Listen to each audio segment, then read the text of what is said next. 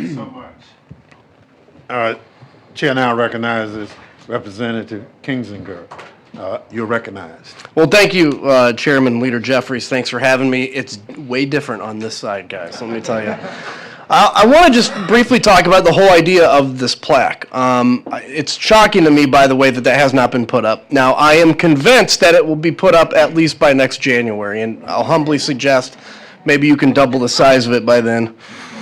5 years ago today, the president decided that America's legacy of transfer of power was beneath him. It was beneath him. And we all know what he did. He sent the mob to the Capitol and tried to rob the American people of their votes. He aimed to destroy America's self-determination and replace it with his own corrupt will. We've all seen the videos. We even saw them today. You know how vicious it was. No rational person can look at that violence that occurred on January 6th and think that it is not wrong. But even more concerning is that threats to our democracy have continued beyond what we've witnessed 5 years ago. And it's continued to today. The persisting threat to our nation lies in how Donald Trump and his allies have manufactured an alternate reality of conspiracies to support their violent siege of our democracy. It's simple. They want to rewrite history. By the way, we won't let them. These conspiracies started even before January 6th. The moment that Donald Trump realized that he could lose to Joe Biden, he began touting the big lie to undercut the public's trust in the election. And we all know that the thing that holds us together as Americans and the thing that allows us to self-govern is our belief that we can vote. If you're allowed to vote, the votes are counted and the winner wins. And when you violate that, you create real damage to the American people.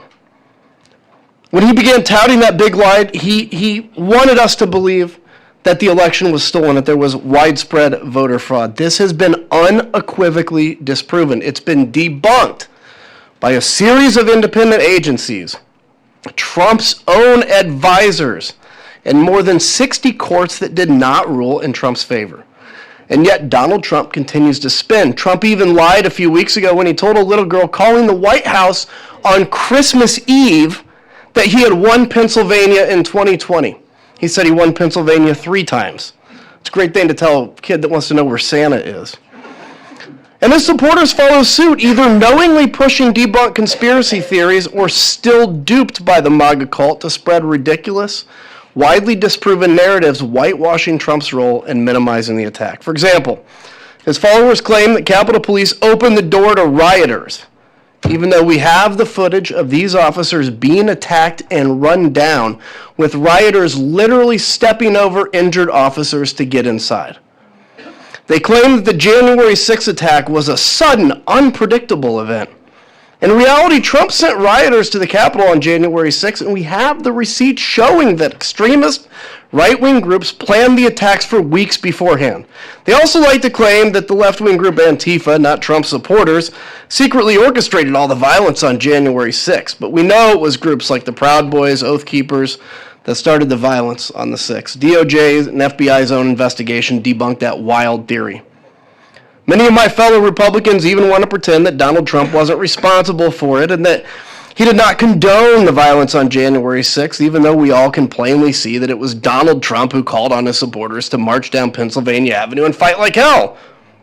It was Donald Trump who sat in the White House, as we discussed, for 187 minutes, watching the attack unfold, throwing gasoline on the flames with his 2:24 p.m. tweet targeting Vice President Pence in the middle of it.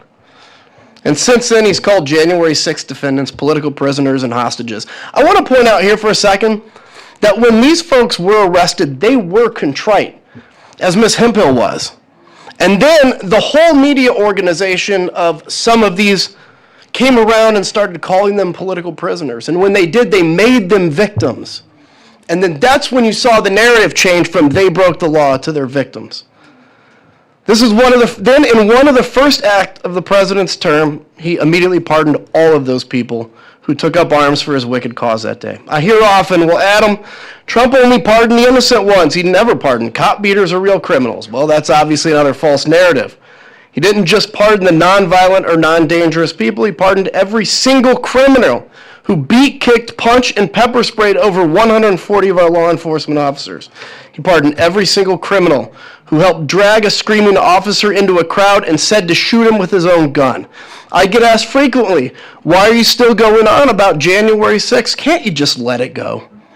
If our country had achieved real accountability and deterrence, we could move on. But we have not. A fact made clear by Donald Trump still spinning his conspiracies and his base still continuing to promote them. Donald Trump knows that these lies and stories only strengthen his power over the American people. How can I allow this without sharing what I know to be true, that on January 6th he tried to overthrow his government and call myself a patriot? How can I let that happen and call myself a patriot? How can we ever ensure that our votes matter if we bow to the narrative of a president who incites an insurrection, denies doing it, and then pardons the insurrectionists? The rewriting of January 6th is un-American. That's why we're here on this important day, to safeguard our democracy and call out corruption without fear of Donald Trump's persecution, so that a day like this may never stay in our country again. I also get asked a lot, what did the January 6th committee accomplish? And I'll tell you, we may have another few years. We have to continue to battle this misinformation. But I guarantee you that my kid and my grandkid and his grandkid will know the truth of what happened on that day. Because while the DOJ was not allowed to finish their investigation because the president knew exactly what they had, and he made them drop it, because of that, the only living record was the January 6th committee, and I am proud of our work, and I yield back.